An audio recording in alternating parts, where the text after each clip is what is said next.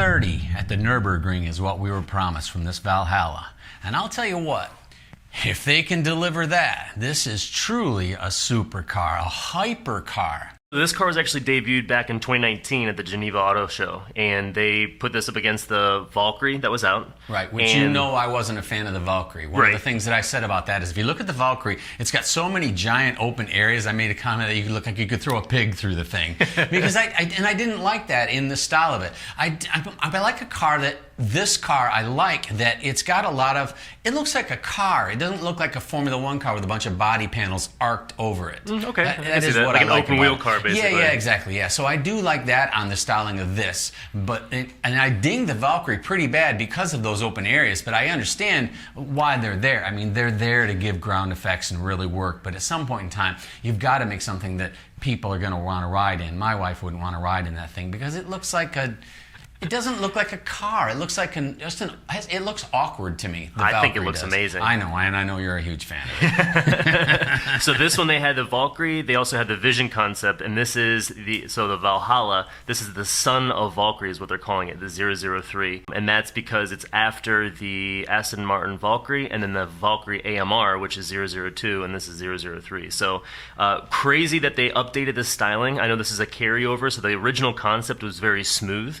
And I just love what they did with this. The design language, you can see Aston with it all the way. I mean, from that front grille to some of the other the effects car on is, I mean, this is a stunning car. I mean, this car is, like if you're day shift at the strip club, and you're sitting there enjoying the day shift girls and all the dances that go along with that, you're blowing all your money, and then the night shift girls come rolling in, and then you find out that they're cheaper than the day shift girls, and you're all out of money. That's what this car is a total night shift car for day shift prices or cheaper. Yeah, it's insane because when they debuted this, they talked they were only going to make limited numbers and it was going to be well over $1 million.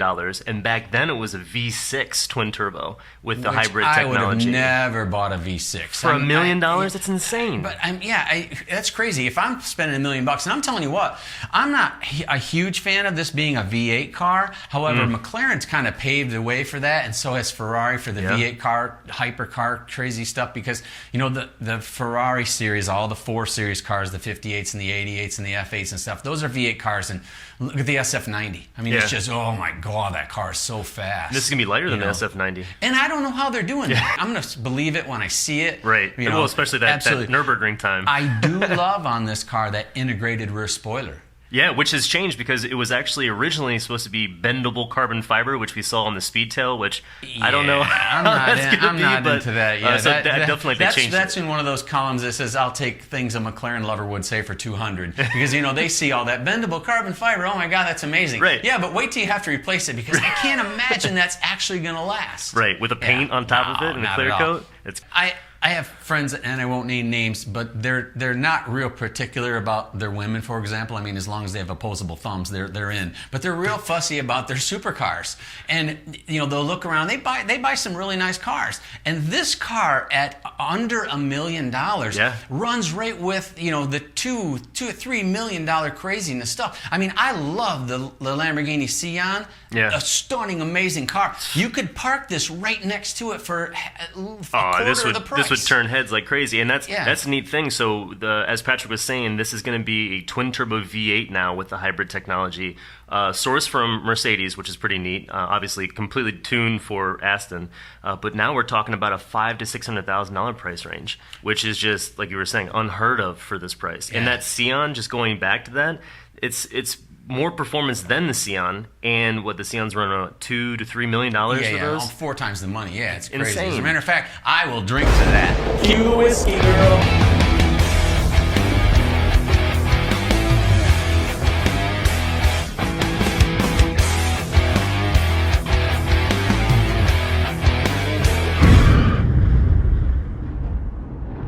The neat thing about this is that obviously it debuted originally in 2019. This is the redesigned and what we're going to be seeing as the design for this car in production.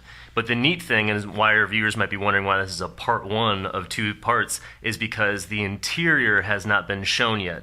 The original concept was shown, but we haven't seen it yet. And so Patrick and I want to discuss how we would do it. I've argued with him about this all night last night. He's a humongous carbon fiber guy, and I don't want to see carbon fiber in this car. And the reason I don't want to see this is take a look at the front end of this car. From the front end of it, it looks just like you can see the DB6 in it. And the DB6 was a stunning, amazing, stylish supercar of the era, and you would have never seen roll bars and cages and stuff, because that's carbon fiber to me now is like the new roll bar. To me, it's acting as it. Yeah. I don't want to see that in this. I want this to be more of a, I hate to use the term luxurious supercar, but I want this to be more of a supercar that you could go out on dates with. Yeah, because I mean it's an Aston after all, so you're gonna definitely be taking this on dates. And so if it had Alcantara and a lot of different materials like that, but I just don't want to see carbon fiber in it. I don't think that it belongs in this car. Even like a matte finish carbon fiber. I just don't think. Well, all right. Okay. Damn, he had a lot of alcohol in me last night, and he did get me to agree to that once. So I'll stick by my guns on that. So you're right. The matte carbon would probably work in this, but no shiny. No high gloss. Definitely no. Seat-wise, I hope that they. Oh my! I watched a YouTuber try to get into one of these things in the Valkyrie version, because I know this is like a takeoff from that. Yeah. And quite honestly, he struggled with. I would rather have a flesh-eating disease than have a car that I had to work that hard to get in and out of. I mean, it was unbelievable. Yeah. Now, they had better lower the side sills like McLaren did on their latest generation stuff. The side sills are a lot lower, so it's more attractive to women to go out on a date because they don't have to reach way up with their dress and all that to try to get in and out of it. Yeah. And that's important if you want to use it for a date car, because, I mean, let's face it, guys, we buy these cars to pick up girls, right? And well, pick up myself. When I buy cars, I do. Tony, he uses an online profile. It's heavily embellished if you want to check it out.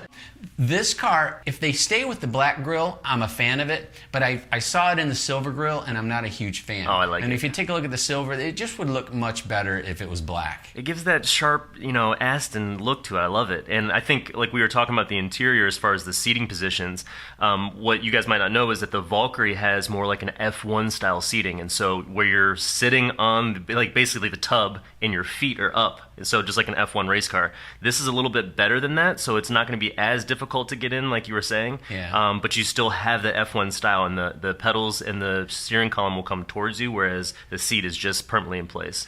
I was surprised for as much horsepower as this is, and I can't believe that I'm going to say this. I know, I can't believe I'm going to say this out loud, but the top speed on this, because we just got doing that Lamborghini 780-4, and it goes 221 miles an hour. Yeah. This has more horsepower because of the electric motor, and it's still 4 miles an hour slower. Yeah, I don't know. This is being listed as being a 217 mile an hour car, and Lamborghini can go 221 with with similar downforce. Yeah. Actually, the Lambo has a little more downforce, around 1,500, I think was their number, and this was, I think, released at 1,322. Yeah. So this has a little less downforce, yet it has less top speed overall. So maybe it's just limited. Maybe these electric motors aren't the way to go, because I'm not sure what's going on. It might be dragging the car down. I mean, I don't know. Oh, wow, but where's this loss of mile an hour? Because the horsepower is there. The motor makes 740. The Lambo makes 780. Plus, this has got a kicker. Electric motor is supposed to add to it. Right. I don't think they're adding to it. They might be adding to it coming out of the corner, but I think they're slowing them down on the straightaways. Yeah, I mean, they keep talking about how these electric motors are helping, especially like with these twin turbocharged motors, and they're filling that gap that would technically be turbo lag, which is basically non-existent anymore. So I understand that from like the helping standpoint, and definitely off the line, you have that immediate torque and power available. But it doesn't make sense how it could have that much power and be slower. But exactly, it's gotta be and that's limited my somewhere. point exactly on this deal, because I am totally against electric cars. I don't like anything about them, and I don't like these systems in this. This has got a 6.1 kilowatt battery. It's a 400 volt system. I mean, it's got all the stuff in it, but I don't think that it needs it, because it's only adding, how many horsepower is this motor adding? Like the release numbers was like 150 or something like that. Yeah, 180, right. Something in that range. Not real important.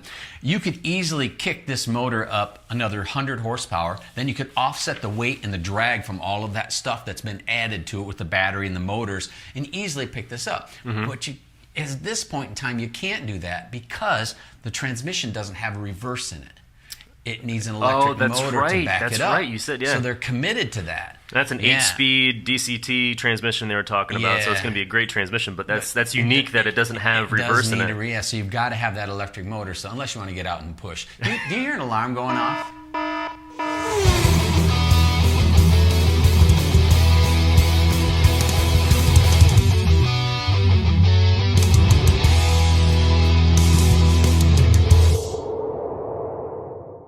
Let's face it, we all buy these cars to pick up girls, or at least I do. Sometimes you don't always get what you order. But this car, I think, would absolutely walk the line perfectly in something that I could hang out with the boys with, and I could take it out on a date. Totally. And we've talked about the SVJ before, because everybody knows that SVJ is my absolute favorite. I know that that's not a great date car. Right. I mean, it's a great looking car, but at the same time, that's a boy's car. Oh, for sure. You go out with your boys and go ripping around and do all the fun things that we do, and then you take this, and that's where you go down and you go to the nice dates with. I don't know how they pull it off, but it still has that Aston Martin elegance to it, and it's just sharp. It's classy to me. I don't know, and I don't understand how they do it, but they did a great job to me. I'm not sure who's doing the styling at Aston Martin, but something happened in just the last couple, 3 years, but they have absolutely spun that company Knocking around. it out of the park. And before, I was like, I would stay away from Aston Martins just because, some of them had a pretty bad history, as far as expense to ownership. Totally. Yeah. And back when Ford owned them, I think we were talking about this the other day. To me, when Ford owned them, it just, and people are going to hate me about this, but I just feel like they went downhill.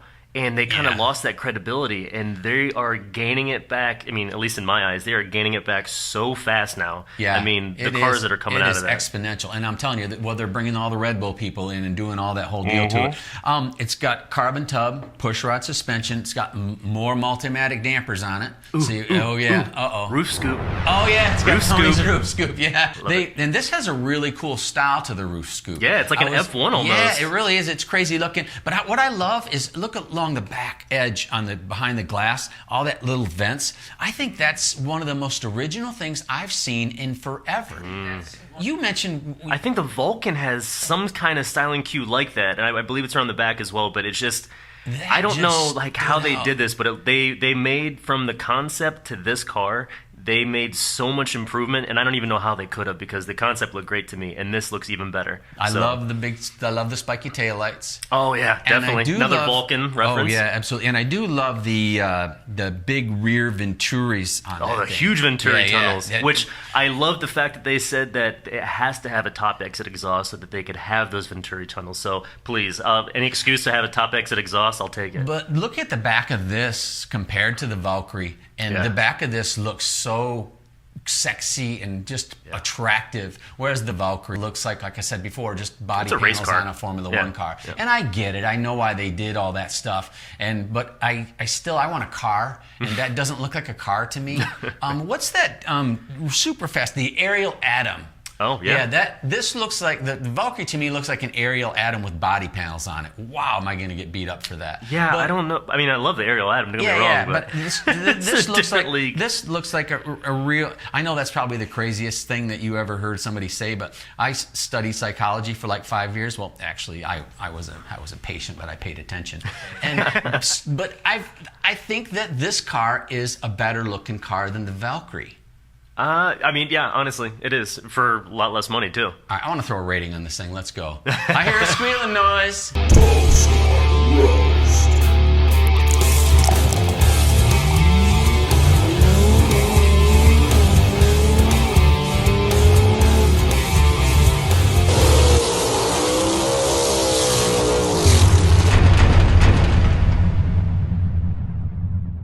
So the concept had some styling cues that I really liked about the interior. You know, it showed like little leather, like saddle brown leather bits that were in it. I thought was really refined. Leather wrapped start-stop button, which I've never seen that before. So I would definitely keep that. The seats originally had ballistic nylon in them. Don't know why I need it, but let's do it. That's kind of cool. I did see a steering wheel that I wasn't a big fan of. Oh, yeah, like the square? You don't like that? Yeah, I didn't really like that. I think that the steering wheel on this needs to be something of a cross between what Ferrari is doing for steering wheels and the Ford GT is doing for steering wheels. Because the Ford GT steering wheel is very just proper and comfortable looking, but maybe a little too comfortable looking, and maybe it makes it a little bit more sporty. So put it between what Ferrari's doing and Ford GT is doing, and I think that that'll nail it for this car. The other thing that was different about the concept too is that they had this infotainment system around your phone. And so you didn't have like a screen or anything. Your phone is basically a hub. So when you get in your car, That's your infotainment center, and I don't think the world's ready for this As yet. often as I break my phone, Yes. that would be a horrendous decision. Please don't do that. Yeah, definitely not. That's I think a really bad idea. It's cool. I mean, let's see it play out, but I would rather just give me a screen. We can connect through CarPlay or whatever you have. But I don't want any part of that. that. I want an Alcantara dash really bad. I don't want. Okay. Yeah, I really want that. I think that would be really stunning for the car. I want a lot of materials. I want a lot of soft materials in it, not cushy, but just I want a lot of soft materials. Soft. And for God's sakes, don't paint the buttons like Ferrari does. When are they going to stop painting the buttons? Ferrari, stop painting your buttons. I think they're getting away from that, like the SF90 and I think the Roma as well. They're using those LED backlit buttons that are touch, which is another Better bugaboo not of have you that because it's gooey paint on it. I mean, they've been doing it for a decade. Yeah. You'd think after just a few years they would have learned. No, they'd rather let it get sticky and fall off and then rub off or whatever. Absolutely. So hopefully they don't do that. Well, I know Patrick really wants buttons on the roof because that's like one of your favorite things. So if we can keep doing that, let's throw those up there. I hate buttons on the roof. Like I said, my Ferrari, the door switch for the release is up here. Amazing. The door's right there. Why do I have to reach way up here? It drives me crazy. So you can flex as you're... Yeah, I'm not doing that. Don't put the door... Especially if I hate to use this term, us older guys, but especially if us older guys buy this Valkyrie or this Valhalla, we don't want to reach up for stuff.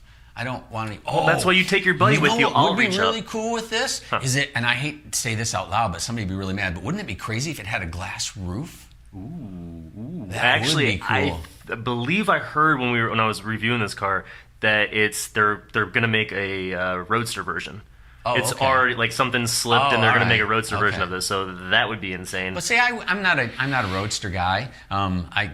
I just don't like wind blowing in my face and stuff like that. But I would like a glass roof. Okay. You know, the wife's All right. 570 GT has a glass roof. It's really pleasant to sit nice. in there. It's so great. Absolutely, yeah, it's really beautiful. And I think that if they did that with this, it would really add to that Greenhouse car. effect in it. Yeah. Well, it gets a love little it. warm in there. Yeah. Well, but, no, I just it's but open. It looks really and... fantastic. So, all right, I want to give this a styling rating, and I want to beat you to the punch on this. Okay, well, let's also, just for our viewers out there, comment in the comments below and see what styling cues you'd keep on the interior. We want to hear it. We want to see, would you use Alcantara, carbon fiber? What would you use? Ballistic nylon? Definitely. Wood grain? Probably not. But comment below. Let us know. We want to hear what you say.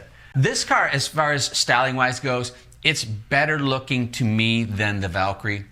Agreed. I think Refined. I think that it's just a little better than the SVJ. So I know yeah. it's a tough statement. Yeah, that's. But it I mean, really I is. think it is. Honestly, I do. This is one of my favorite. I'm going to go out on a limb and I'm going to go past my SVJ and I'm going to give this an 87.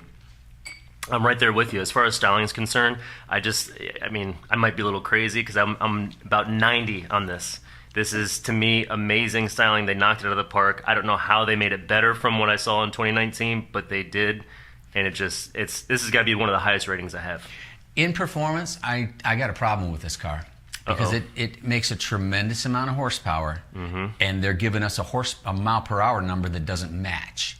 It's going 217 miles an hour, and it's supposed to be making close to 1,000 horsepower. Yeah. The 1,000 pound-feet of torque. Yeah, I'm just saying the Lamborghini Ultimate goes 221 and has 200 less horsepower.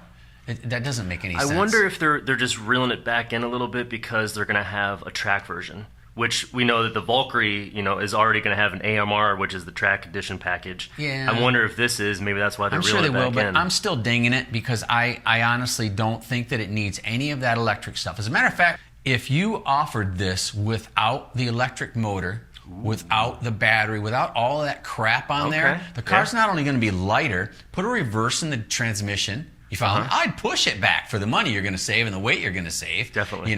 And get rid of that stuff. You'll probably pull 500 pounds or 300 pounds easy out of the car. Yeah. But hundreds of thousands of dollars. Yeah. And you got a better car to me. And you want a little more horsepower? Well, no problem. Turn the boost up a little bit. It'll tolerate it. Turbos. Absolutely. Hell yeah. Yeah. Oh yeah. So in performance, I didn't give it a big number because I don't think it deserves one, because I have a feeling that a lot of this stuff is going to drag it down and not help it. So I gave it a 77. I'm actually not that far off from you. I gave it an 80 because, again, it's going to be proven still. So we'll see if they hit those numbers around the Nürburgring. But I mean, twin turbo V8, 937 horsepower. I mean, they're claiming some big things, and that's why I gave it that. If they do these things, then I would want one of these. Yeah, but definitely. If they do, I like where they're going with it, but I do want to be able to remove some of these items, especially that electric motor. I don't want it on there. Okay. The thing's got enough horsepower anyways for what we're doing with it, and you got the potential even for aftermarket tuners to maybe add another 100 horsepower to it, which would easily offset